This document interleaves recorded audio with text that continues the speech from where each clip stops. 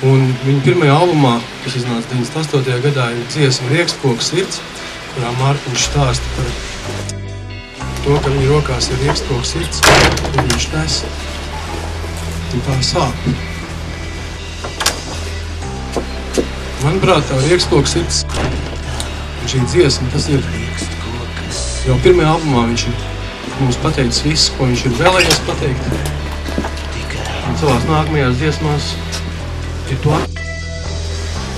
Man vajadzēja daudzus gadus, un šorīt vēlreiz pārklausoties šīs dziesmas, es sapratu.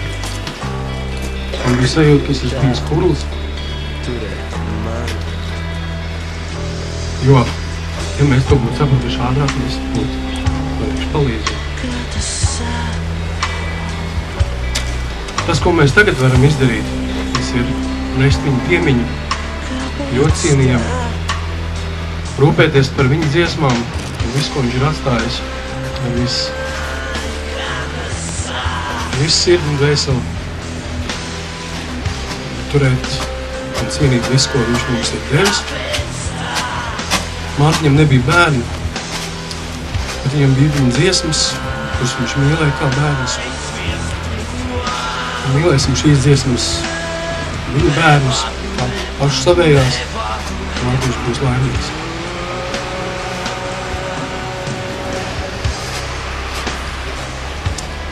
Ar Dievu, Mārtiņ, tu mums ļoti pietrūks.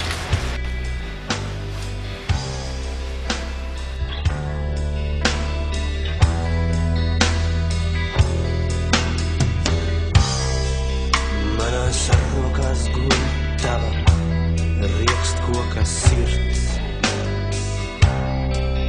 un kā vienmēr tikai guļ.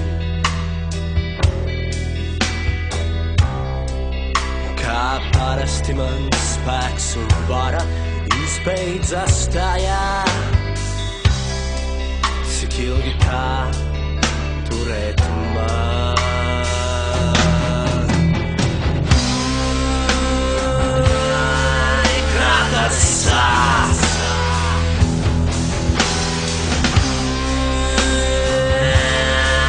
Kāpēc tā?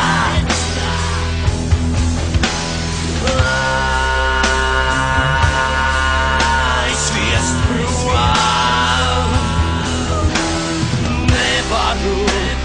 Nevaru